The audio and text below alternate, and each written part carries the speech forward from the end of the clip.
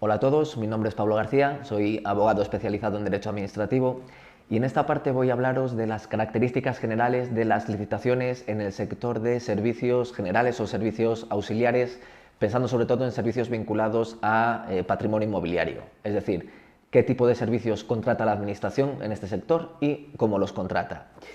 En primer lugar, cuando hablamos de administración pública o sector público, es importante tener en cuenta que está integrado por aproximadamente unas 20.000 entidades públicas que necesitan y contratan este tipo de servicios a través de licitaciones. Pensemos en toda la tipología de centros que gestiona actualmente la Administración. Aquí entran pues centros educativos, centros administrativos de todo tipo, centros sociales, centros culturales, etcétera, etcétera. Y esto se traduce en que todos los días se publican licitaciones públicas para la contratación de este tipo de servicios, lo que nos da dos ideas lógicas de entrada.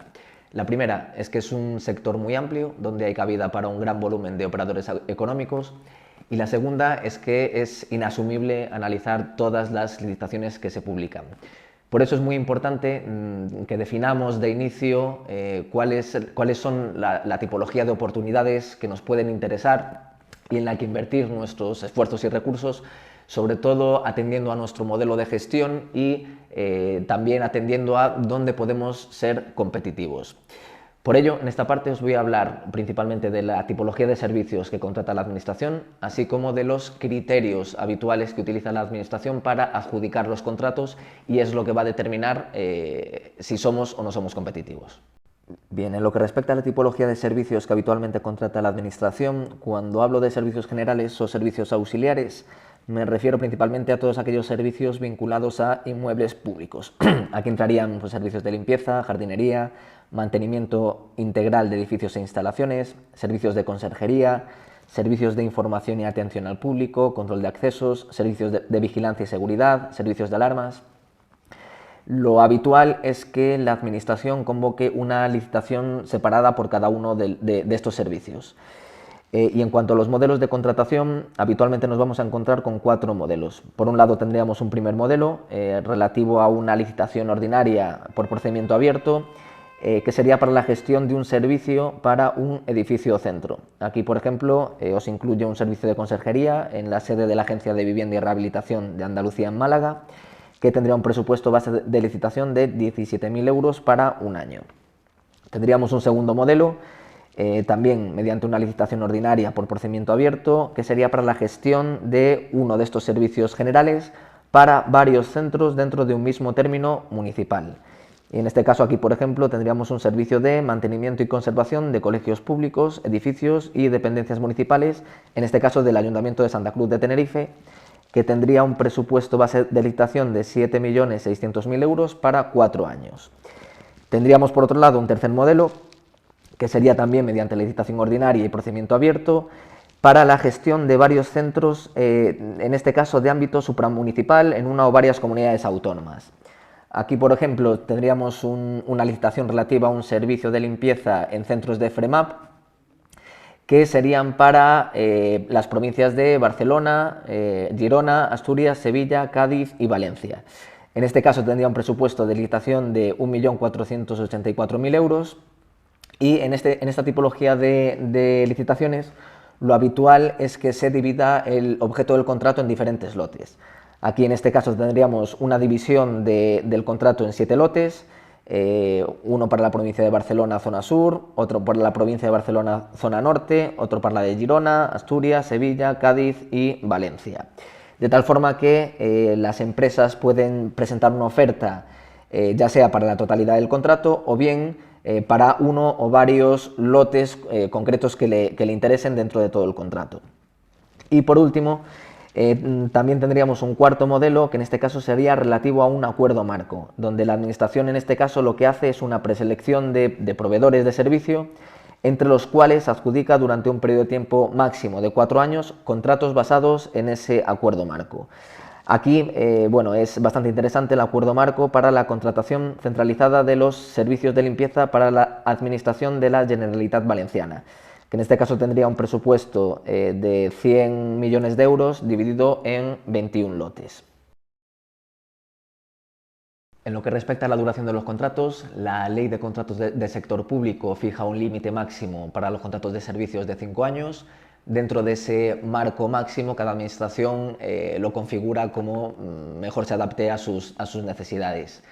Lo habitual es encontrarnos con contratos de duración 1 o 2 años, prorrogable por 1 o 2 años, de tal forma que es importante definir qué tipo de oportunidades encajan mejor con nuestro modelo de gestión en cuanto a la duración de los contratos, sobre todo si queremos centrarnos en contratos más a largo plazo para tener una previsión estable de ingresos, o bien si preferimos centrarnos en contratos de duración más limitada, de 1 o 2 años, sobre todo para tener un mayor control de riesgos por temas de posibles desvíos, de incremento de convenios, etc.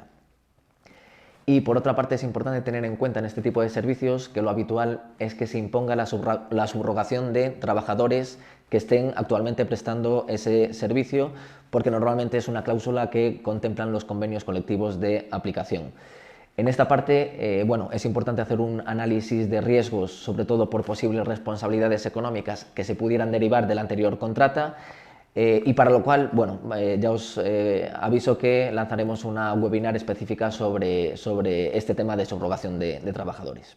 Para finalizar esta parte, voy a hablaros ahora de cómo selecciona la Administración la mejor oferta. Y esto lo hace a través de los criterios de adjudicación. Los criterios de adjudicación son los elementos o factores que utiliza la Administración vinculados al objeto de la prestación para determinar qué propuesta se adapta mejor a sus necesidades. Y lo va a hacer en virtud de una relación calidad-precio.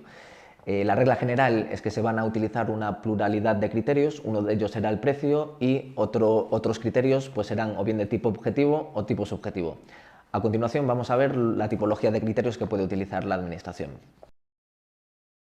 Bien, como vemos en esta diapositiva, los criterios pueden ser de dos tipos: criterios objetivos de valoración automática, que en este caso serían por un lado el criterio económico, es decir, la rebaja sobre el presupuesto base de licitación, la oferta económica, y también se pueden utilizar otro tipo de criterios objetivos vinculados con el servicio.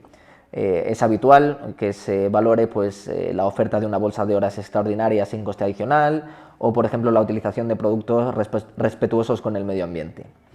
Y por otro lado, también se pueden utilizar criterios de tipo cualitativo, criterios cuya valoración depende de la aplicación de juicios de valor.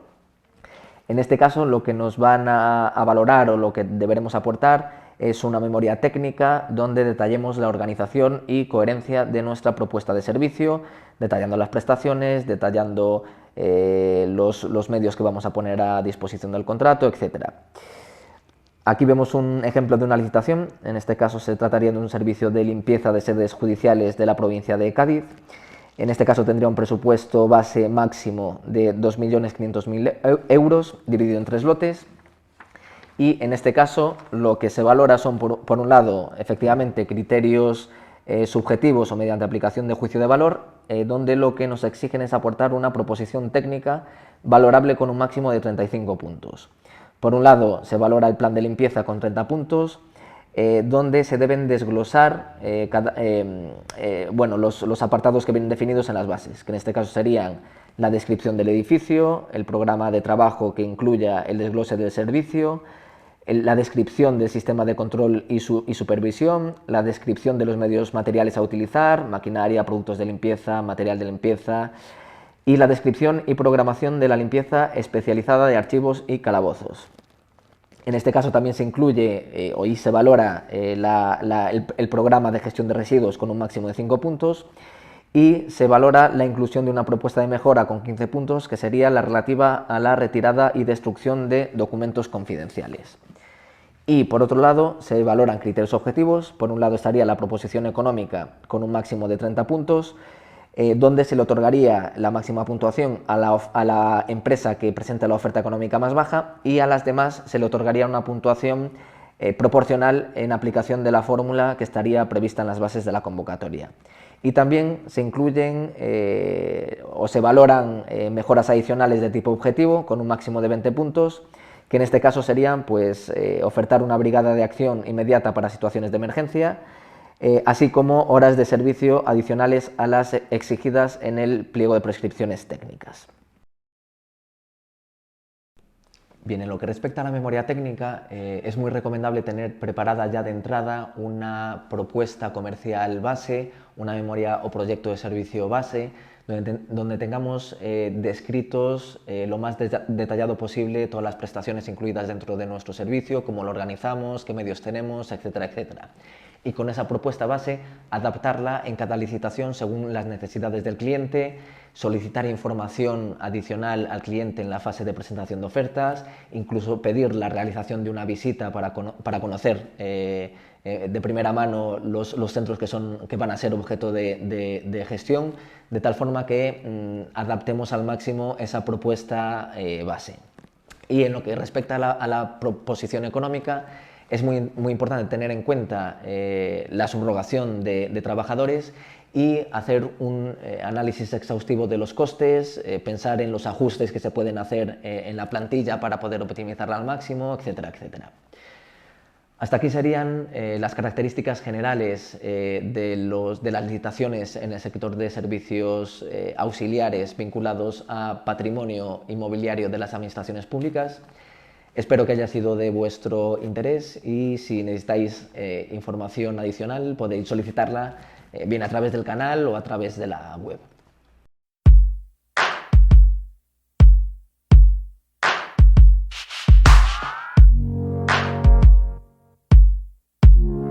Ahora vamos a entrar en un punto que es muy importante, que es la solvencia económica y la solvencia técnica que necesito para poder acudir a una licitación pública. Muchas veces estos términos son los que a veces echa para atrás a muchas empresas, ¿no? Dicen, uy, ¿tendré yo como empresa los requisitos necesarios para poder acudir a una licitación en el sector público? Bien, la respuesta es sí, pero por supuesto depende. Es importante, la solvencia económica y técnica hay que entenderlas desde un concepto muy amplio. La solvencia económica, ¿qué significa? Simplemente que la administración, cuando solicita un producto o un servicio, quiere que la empresa que presenta una oferta y esa empresa que va a ser futura adjudicataria tenga un volumen económico suficiente para acometer el contrato que se le está pidiendo. ¿Qué criterio de solvencia económica se suele pedir por lo general? Por regla general, es que la facturación de la empresa sea aproximadamente 1,5 veces la facturación prevista para ese contrato en concreto que se ha licitado. Es decir, si se saca a licitación un servicio, el que sea por importe de 200.000 euros, van a querer que mi volumen de negocio sea por lo menos de 300.000. Si la licitación que sale es de 2 millones de euros, quieren que mi volumen de negocio sea por lo menos de 3 millones anuales. A ver, es un requisito que a mí me parece bastante natural, ¿vale? Lo que no podemos tampoco es considerar que pueda mi empresa, que factura, imaginemos, 1 millón de euros, que puede presentarse a concursos de 10 millones. A ver, los riesgos para una correcta ejecución son varios. Entonces, a mí me parece un requisito bastante normal. Luego está la solvencia técnica. En la solvencia técnica sí que hay que ir al trazo fino de cada licitación, pero por lo general los requisitos en servicios no son excesivos, ¿vale? En primer lugar, se solicita que tengamos una experiencia idéntica o similar al objeto del contrato que ha salido en licitación. A ver, nunca es imposible que lo que salga sea idéntico a lo que nosotros hacemos. Por tanto, hay que ir al concepto de similar. Lo que es importante es saber que lo que hacemos lo podemos readaptar para hacerlos y adaptarnos al contrato que se está adjudicando en ese momento.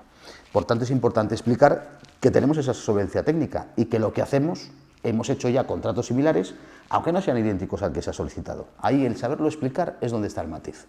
Además, se suele pedir también que tengamos esos contratos que hayamos ejecutado anteriormente, que sean similares a los que ha salido a licitación, que hayan sido por una cuantía económica similar al que está saliendo. Entonces, si por ejemplo se saca a licitación un servicio de 200.000 euros, pues nos van a pedir que por lo menos hayamos hecho contratos de una cuantía similar.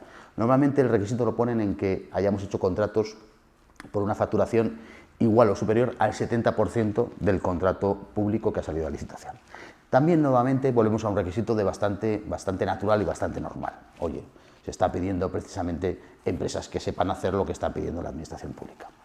Es cierto que luego a mayores se solicita muchas veces que la empresa sea titular de una serie de certificaciones que pueden acreditar de una manera genérica, que son empresas pues, que tienen su propio procedimiento interno bien reglado, etcétera, por ejemplo la ISO 9000 o ISOs parecidas. A ver, no nos asustemos, podemos tener esas ISOs o podemos no tenerlas.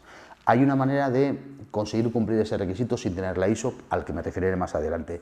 Pero de todas maneras, si vemos que el tipo de licitaciones que salen para mi empresa están pidiendo siempre la ISO 9000 y no la tengo, valoremos sinceramente el obtenerla. Hoy en día, además, son procedimientos para obtener estos sistemas de calidad, son procedimientos más o menos sencillos, están muy trabajados, son económicos. Oye, pues nada, lo hacemos, empleamos unos meses en sacar esa licitación, esa certificación de calidad, y así estamos preparados para un montón de licitaciones donde se nos va a pedir, ¿vale?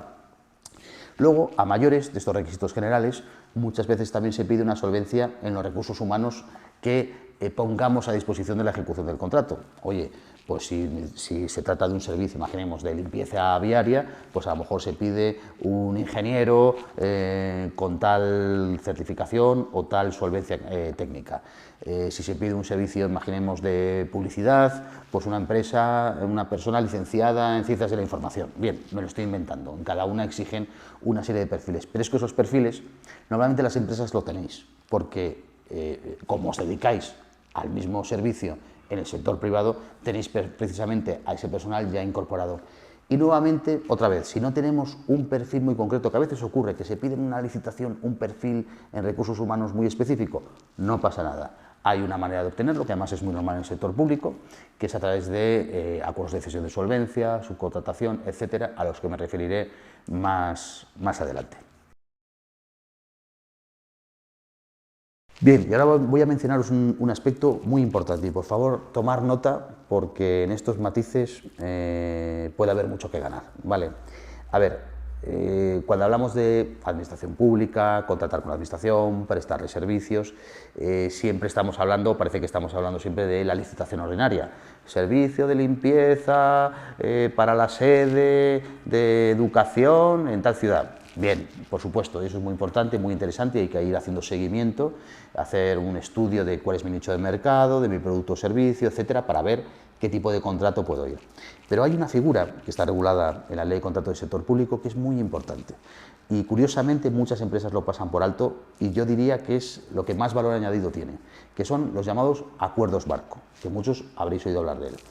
Los acuerdos marco es cuando normalmente se unen varias administraciones públicas, ¿vale?, o una sola, pero que tiene mucha necesidad de un producto o servicio determinado, y lo que saca a licitación es simplemente un procedimiento para seleccionar a lo que él considera que son los proveedores adecuados que va a necesitar durante un determinado tiempo. Imaginemos, pues oye, los ayuntamientos de la provincia de Zaragoza, pues oye, se unen y crean un acuerdo marco, por ejemplo, sector limpieza, un acuerdo marco en el que lo que piden es, buscamos empresas de estas características que cumplan estos requisitos simplemente para ser seleccionadas. Y a esas empresas, todos los ayuntamientos unidos en ese acuerdo le van a ir pidiendo sucesivamente determinados servicios de limpieza en un periodo de tiempo. Normalmente un periodo de tiempo de mínimo de 2 años y máximo de 4 años.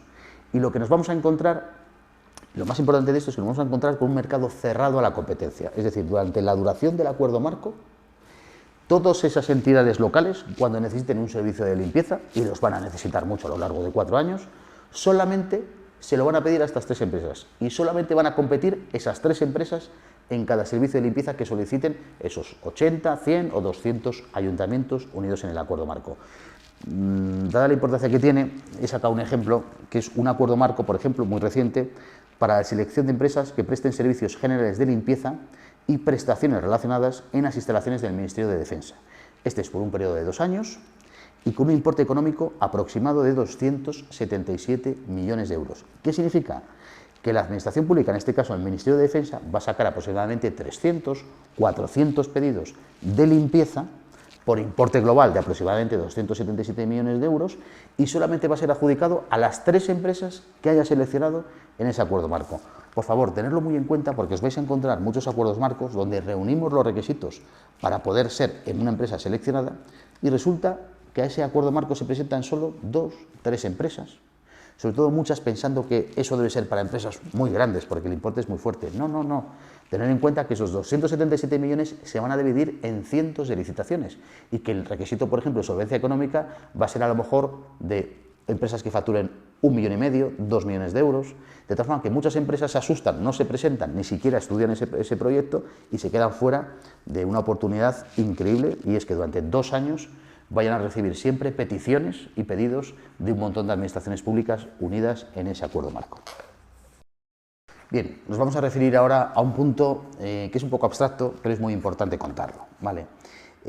Bueno, el título hemos dicho cómo superar nuestras debilidades. Bien, lo voy a explicar de otra manera o con otro título, si me lo permitís, que es cómo superar la curva de aprendizaje en el sector público, porque hay una cosa que es cierta.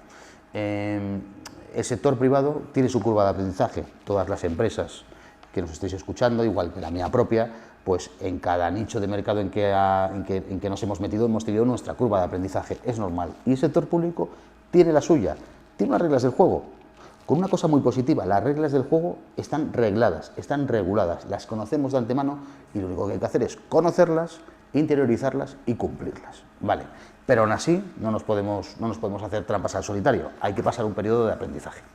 Bien, ¿cómo superar esa curva de aprendizaje en el menor tiempo posible? Pues con 3 cosas. 1, lo que llamamos inteligencia comercial.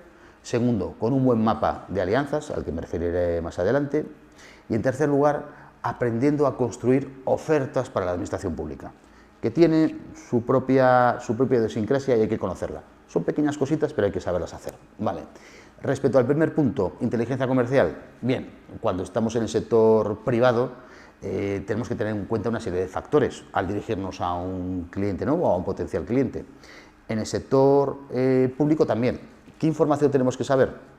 A ver, en primer lugar, hay que conocer bien el producto o servicio que está demandando la administración. Tenemos que conocerlo bien porque va implícito en nuestro interés por obtener adjudicaciones y tenemos que hacer las readaptaciones que sean necesarias a nuestro producto o servicio para adaptarlo a lo que necesita la administración pública. Así de sencillo, no tiene mucho más. Unido a este punto está el tener claro bien un mapa comercial. Es decir, no podemos esperar a que se publique en el BOE una licitación para decir, ¡ay, qué interesante, voy a presentar una oferta! No, hay que hacer un trabajo que va a llevar un mes por lo menos para hacer un backtesting, un estudio de la administración pública respecto a mi producto o servicio para saber realmente qué administraciones lo demandan, con qué periodicidad, qué volumen de negocio se mueve. Ese trabajo hay que hacerlo y hay que apuntar bien y decir, oye, mi volumen de negocio potencial en el sector público para mi producto y servicio y para un ámbito geográfico determinado es de 19 millones de euros al año a través de licitaciones con una media, un ticket medio de 200.000 euros, lo que sea. Pero eso tenemos que conocerlo y nuestra ambición tiene que ser capaz de incorporar ese volumen de negocio en un plan estratégico igual que hacemos en el sector privado. No tiene más, pero ese trabajo hay que hacerlo. Bien, en segundo lugar, tenemos que conocer a nuestra competencia. A ver, no se trata de simplemente saber por el morbo de saber qué empresas se presentan a las licitaciones. Se trata de saber qué empresas son, cómo lo hacen, por qué resultan adjudicatarios, por qué están haciéndolo bien en el sector público, para copiar lo bueno. Hay que conocer a la competencia para saber lo que hacen bien, para hacerlo igual o mejor que ellos, ¿vale? Y eso también exige un backtesting de saber cuáles son las empresas que normalmente son adjudicatarias del tipo de producto o servicio y el tipo de licitación a la que yo quiero ir, ¿vale? Y el tercer punto, también muy importante, es saber llevar un control de todos estos factores para que de manera más o menos automática podamos ir accediendo a esta información sin que sea necesario cada vez que voy a una licitación estudiar todos estos puntos, ¿vale? Es lo que nosotros llamamos panel de control, control de negocio. Una cosa muy sencilla y que es consecuencia de las dos anteriores. Vale, el segundo punto hablábamos de inteligencia comercial, alianzas y tercero, cómo preparar bien una oferta. Respecto a las alianzas, bien, esto es un camino que se construye andando, pero es cierto que de inicio es bueno saber qué voy a necesitar en ese nicho de mercado que ya me he estudiado y esas licitaciones a las que quiero acudir. Es importante saber qué tipo de colaboraciones voy a necesitar, que en el sector público son de lo más normales y más habituales. Habréis oído hablar todos de UTEs, de cesión de solvencia. Pues efectivamente, muchas veces en la licitación van a aparecer algunos requisitos que no cumplimos. Una solvencia económica excesiva para mi empresa, para mi volumen de negocio, o una solvencia técnica donde están pidiendo algo muy específico que no tengo. Bien, no pasa nada, es lo habitual en el sector público. Lo que hay que hacer es ir creando un mapa de potenciales colaboradores. Hay que tener designados empresas afines, mejor complementarias, porque cuando me pidan algo que no tengo, puedo obtenerlo a través de esas empresas por 3 medios, lo que se llama cesión de solvencia técnica, que es un procedimiento reglado por el cual una empresa o una persona física me cede y se compromete a prestarme esa solvencia técnica durante la ejecución del contrato. Hay un segundo método, que todos lo hacemos en mayor o menor medida, que es la subcontratación. Oye, me voy a esta licitación, no reúno el requisito, por ejemplo, de tener en plantilla a un ingeniero muy específico, pues lo subcontrato del mercado, ya sea una empresa de servicios o ya sea un profesional, y lo incorporo a mi oferta. Perfecto, esto es muy habitual, sobre todo en el sector de la construcción, y está al orden del día. Y luego hay un tercer sistema que son las UTEs, que habréis oído hablar de ellas. La UTE es un mecanismo muy útil y sobre todo para licitaciones de un cierto alcance, donde la administración está pidiendo varias prestaciones muy potentes, importantes, y yo soy bueno en una o dos prestaciones, pero no en la tercera. Entonces tengo que buscar una empresa complementaria que sea capaz de hacer esa tercera prestación para presentar una oferta conjunta a la administración pública. Estos tres sistemas son muy importantes porque son los que nos van a servir para multiplicar por 2 y por 3 nuestro volumen de negocio potencial en el sector público. Bien, hemos dicho que para esa curva de aprendizaje hay que cumplir o hay que hacer 3 cosas: inteligencia comercial, alianzas y un tercer punto, no menos importante, que es el de saber preparar una oferta. Muchas empresas que me estáis viendo diréis: oye, llevo toda la vida preparando ofertas, lo sé hacer muy bien, esa parte precisamente estoy tranquilo. Pero de verdad, la administración pública, el nivel de exigencia de una oferta en el sector público muchas veces es inferior al sector privado, pero sí que hay que cumplir una serie de tips. Por ejemplo, voy a poner un ejemplo tonto, pero que a veces marca la diferencia entre estar y no estar, y es cuando la administración solicita, incluso pregunta a los licitadores por alguna mejora adicional a lo que están pidiendo. Pues oye, ahí hay que ser capaz de tener la imaginación y saber qué han hecho, por ejemplo, la competencia, como hablábamos antes, en licitaciones anteriores, porque esos pequeños añadidos son los que nos van a dar unos puntos extra, que es la diferencia entre estar en el grupo de licitadores ganadores o no ganadores. Y hay que trabajar siempre por estar y colocar a la empresa en el grupo de licitadores ganadores. No significa que vayamos a ganar todas las licitaciones, significa que al estar en esa zona, tarde o temprano vamos a resultar adjudicatarios de uno o varios contratos, lo que nos va a permitir tener a un sector público como cliente permanente, estable, ¿vale? Y lo que nos va a proporcionar siempre una facturación base a la empresa muy interesante. Pero ojo, no le restemos importancia a cómo preparar una oferta, porque tiene su técnica, tiene sus partes, y al final la administración pública es muy de seguir el check-in, decir, a ver, incluye esto, sí, incluye esto, bien, incluye esto, no, uy, no, pues esta oferta ya no me gusta, y nos vamos a una calificación negativa de nuestra oferta, a veces por tonterías o nimiedades que hemos pasado por alto. Bien, muchas empresas, en este caso del sector de limpieza, os preguntaréis un poco qué tipo de contratos hay y qué tipo de competencia existe, ¿no? Aquí, en el sector de limpieza, la verdad es que la baraja de cartas se reparte de una manera muy clara. Hay lo que son grandes contratos, donde una pyme no se queda fuera por necesidad, pero es cierto que por volumen económico se solicita una solvencia económica, como hemos dicho, aproximadamente de 1,5 veces la facturación del contrato, y va a hacer que me quede fuera o que necesite ir en UTE. En estas grandes cuentas, ¿quiénes son los adjudicatarios normales? Pues oye, ojo, siempre hay excepciones y hay empresas que no conoce nadie, ¿vale? Pero por lo general en las grandes cuentas nos vamos a encontrar, y os digo, os voy a citar expresamente empresas que normalmente son adjudicatarias de grandes cuentas en el ejercicio 2022.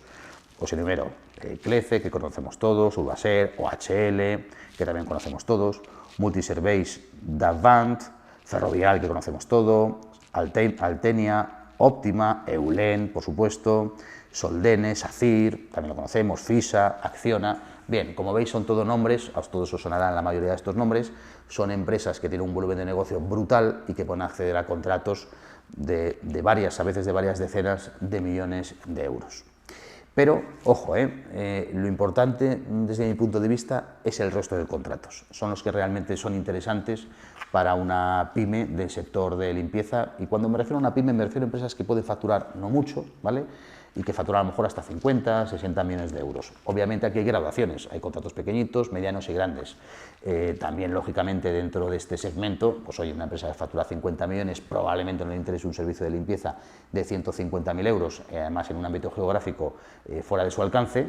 Y viceversa, habrá empresas más pequeñas que le interesen contratos más locales, ¿vale?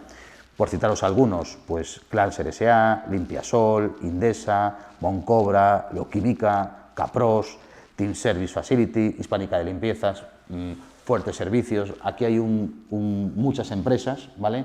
Y muchas de ellas muy importantes, por cierto, y algunas también conocidas, que son empresas que luchan en ese segmento desde contratos pequeñitos, a lo mejor de 100, 150.000 euros, hasta contratos fuertes también de 4, 5, 6, 7, 8 millones de euros de facturación anuales. Bueno, pues muchas gracias por asistir a esta webinar. Esperamos de verdad que os haya sido de utilidad, sobre todo a aquellas empresas que estáis menos familiarizadas con el sector público, que os haya ayudado a pensar en este sector como sector importante. Nosotros, abogados, Life Sector Público, estamos muy orientados en este negocio, lo conocemos muy bien, llevamos muchos años, hemos tenido experiencias de todo tipo y sobre todo pues, a base de prueba-error, pues también hemos ido afinando un sistema por el cual logramos introducir a empresas en el sector público con una cierta rapidez que no está exento de pasar esa curva de aprendizaje de la que hablábamos antes. Y bueno, llamaros la atención de todas las bondades de este sector. La experiencia es buenísima, de verdad. Las empresas que os lo tomáis en serio y que de verdad tenéis ganas de crecer y sobre todo de tener una base de clientes permanente, constante y clientes de calidad, porque la administración pública es un cliente de calidad. Pues de verdad, aquí se puede conseguir. No es difícil, hay incluso menos competencia que en el sector privado y lo que sí, lo reitero nuevamente, hay que saber una serie de cosas, hay que trabajar con una metodología concreta y bueno, nosotros creo que lo hacemos muy bien, los resultados ahí están. Y bueno, trabajamos con empresas que una vez que empezamos a trabajar con ellos, normalmente nos quedamos ya con ellos muchos años y es porque tratamos de hacer las cosas bien y sobre todo se obtienen resultados. Así que nada, a vuestra disposición, a través de la web o los teléfonos, no tenemos ningún inconveniente en cualquier empresa que le apetezca profundizar o conocer algo más, tener una charla sin ningún compromiso y de verdad tenemos mucha vocación de contar en qué consiste el sector público y lo hacemos encantadísimos. Muchas gracias.